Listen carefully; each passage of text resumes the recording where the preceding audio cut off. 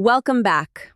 Tonight's story is about a daughter who spent 30 years watching her father sign his name the same careful way, then watched her brother's wife learn to copy it, and finally walked into the bank one Tuesday morning with a yellowed card no one knew she still had.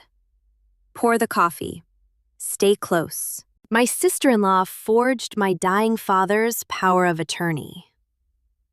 By lunchtime that Tuesday, every account she touched was frozen. My name is Leona Margaret Hatcher. I am 46 years old.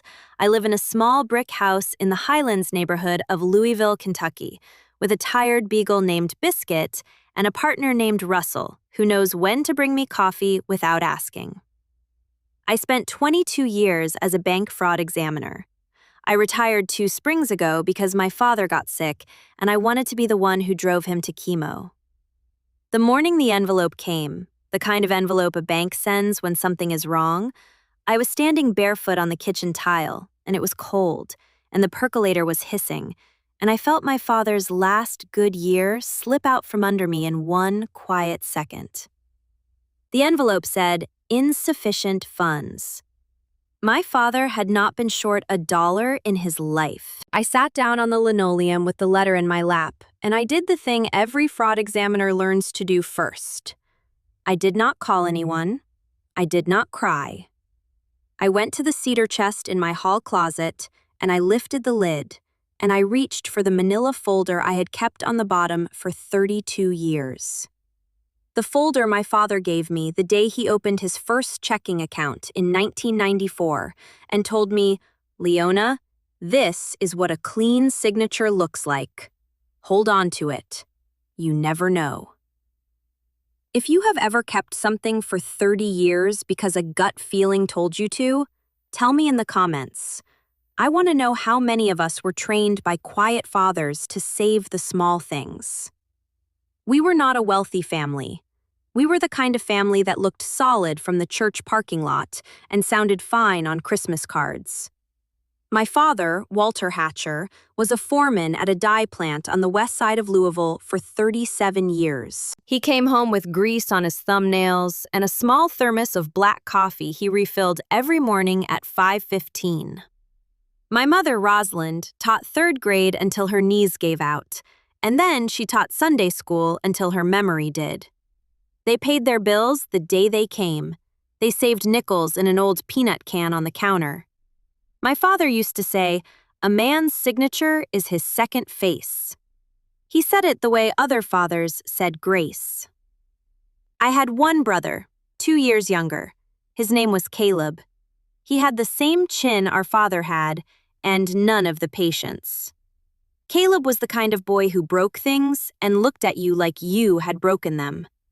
By the time he was 22, he had been fired from 4 jobs, and our mother had stopped asking him why. By the time he was 30, he had married a woman named Bryn Sutter.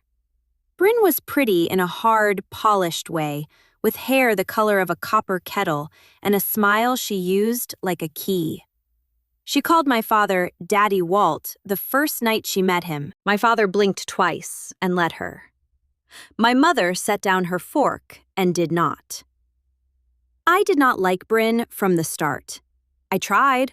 I sat through 10 Thanksgivings with that woman across the table from me, laughing too loud at jokes she did not understand, refilling my father's iced tea before he asked, sliding her hand over his on the table when she wanted something. The first warning sign came at the second Thanksgiving. My father carved the turkey. Bryn watched him sign the check for the caterer afterward, and she said, "Walt, your signature is so distinctive." She said it the way a thief says, "Nice watch." The second warning came 2 Christmases later, when Bryn cornered me by the dishwasher and asked, very casually, whether my parents had a will, whether my brother had access, whether anything was, in her words, complicated. I told her I did not know. I knew exactly. I had helped my father draft both documents the year my mother forgot her own birthday. Caleb was not on a single line of either one. I was the executor. I was the durable power of attorney. I had a copy of every signature card from every account my father had ever opened, because that is what fraud examiners do, and that is what daughters of careful men do. I did not tell Bryn that, not then, not for the next 8 years. In the spring of 2025, my father was diagnosed with pancreatic cancer. The doctor used the word months. My father used the word fine. He came home from that appointment, and he asked me to drive him to the credit union the next morning, and he sat with me at a small, round desk, and we updated every beneficiary on every account. He signed each form in front of a notary. The notary, a soft-voiced woman named Patrice, made copies for him and copies for me. He put his copies in a fireproof safe in his bedroom closet. I put mine in the cedar chest, in the same manila folder where the 1994 signature card had lived since I was 14. My father looked at me afterward in the parking lot and he said, "Leona, if anybody ever tries to move my money without my hand on the pen, I want you to take them apart.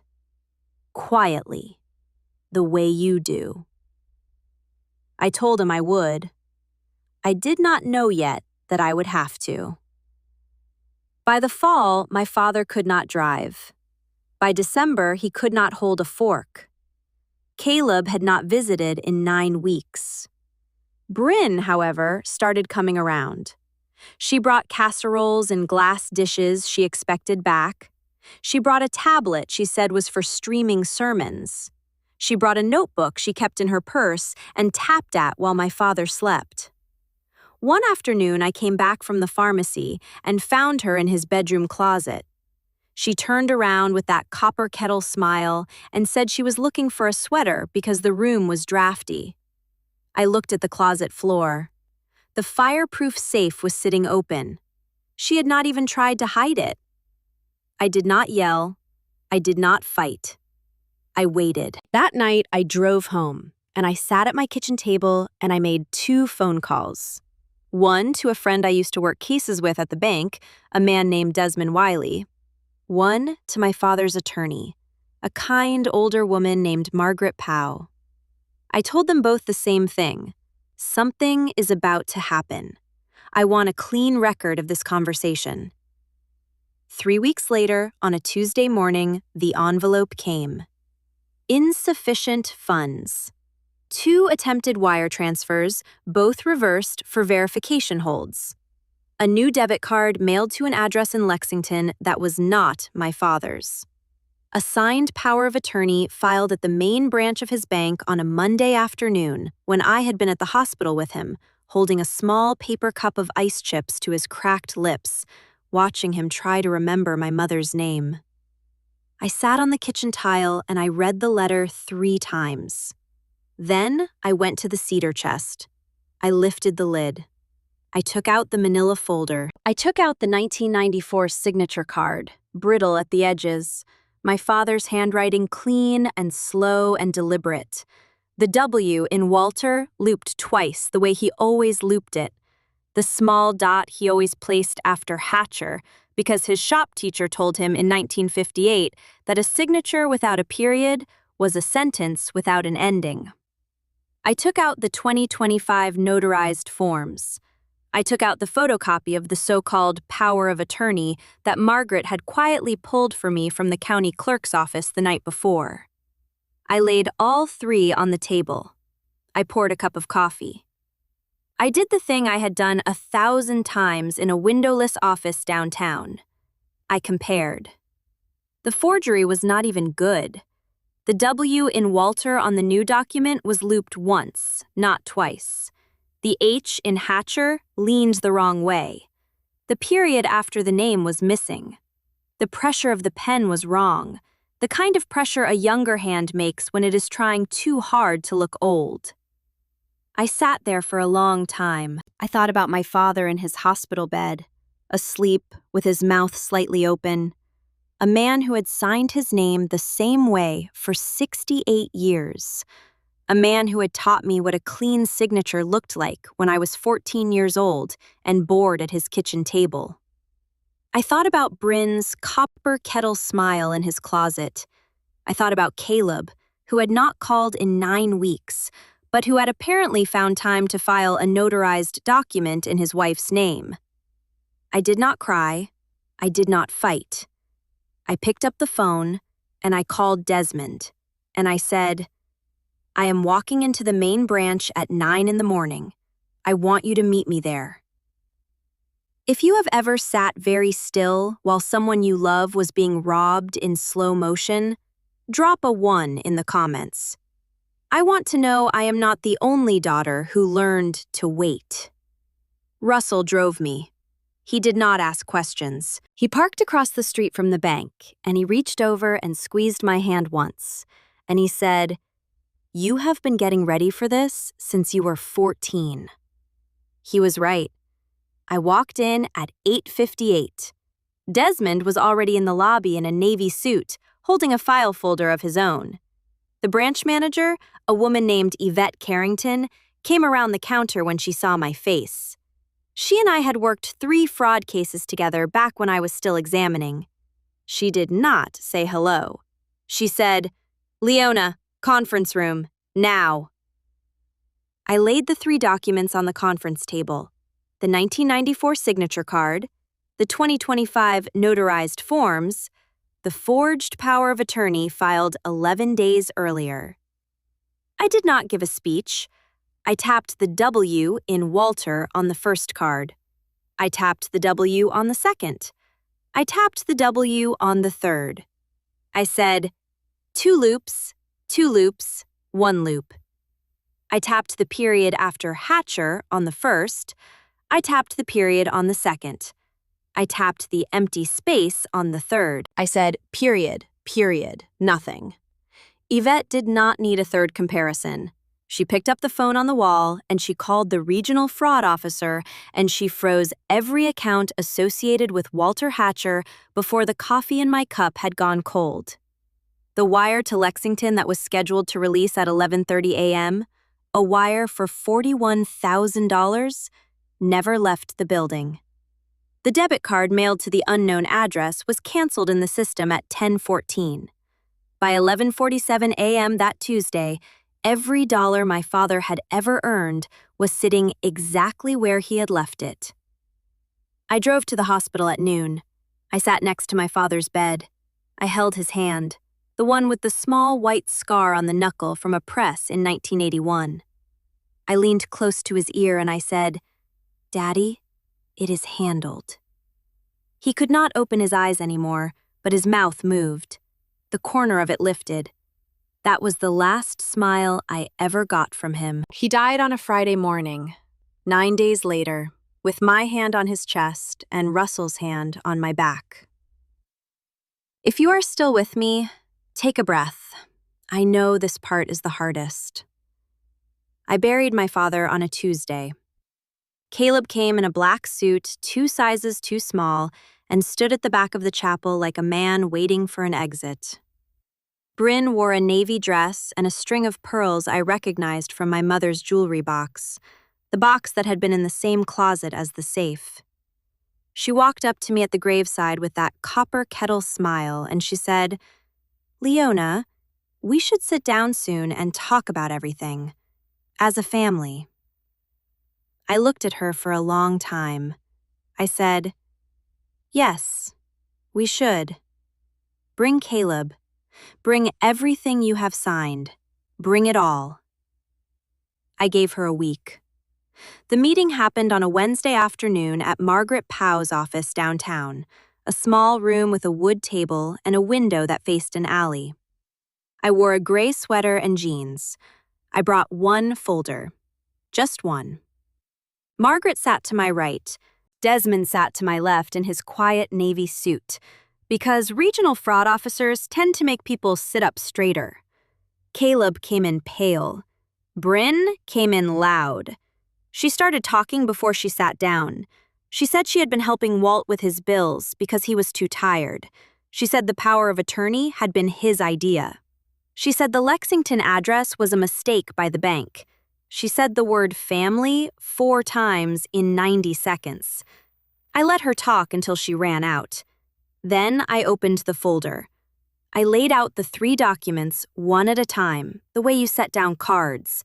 The 1994 signature card, brown at the edges, the 2025 notarized update with Patrice's seal, the forged power of attorney with a W that had only 1 loop. I did not raise my voice.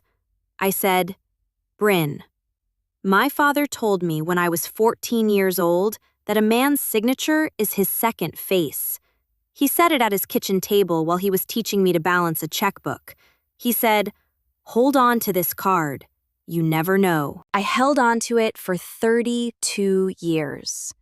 I held on to it through college and through my divorce and through every move I made. I held on to it through 22 years at a desk where I caught people like you for a living.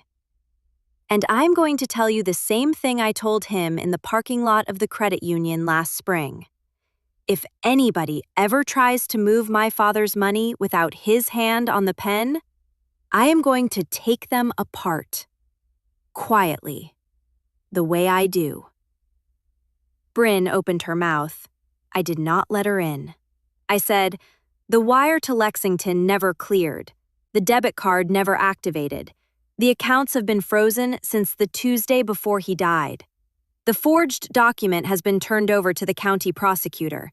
The notary whose stamp you used has already been interviewed, and her notary log does not contain my father's name on the date you wrote down. You did not steal anything, Bryn. You tried, and you tried with a 1-loop W on a man who looped his W twice for 68 years. Caleb made a small sound in his throat. Bryn's smile did not move, but her hands did. They went flat on the table, like she was trying to hold the wood down. I stood up. I picked up my folder. I looked at my brother and I said, "Caleb, Daddy left you the peanut can on the counter. He said you would understand." Then I walked out.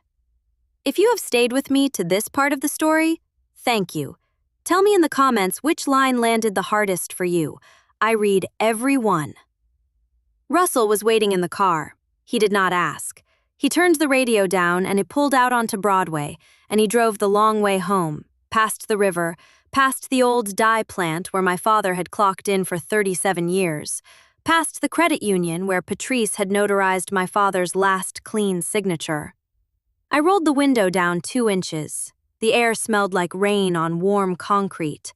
I closed my eyes. I talked to a 14-year-old girl with a manila folder in her lap and a father at the head of the table, teaching her what a clean signature looked like.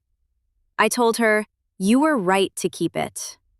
I told her, "The careful thing you did when you were a child saved an old man's dignity when he could not save it himself."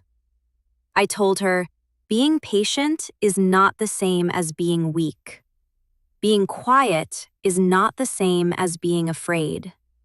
The people who underestimate you are not seeing you clearly. They are seeing the shape of their own greed reflected back." I told her, "You are going to grow up into a woman who can sit at a table with a thief and not raise her voice, because you will know that a single brittle card from 1994 is louder than anything she can say." I told her, "Your father is proud of you. He told you so with the last smile he had left." The W had 2 loops. The period was always there. And I am still my father's daughter.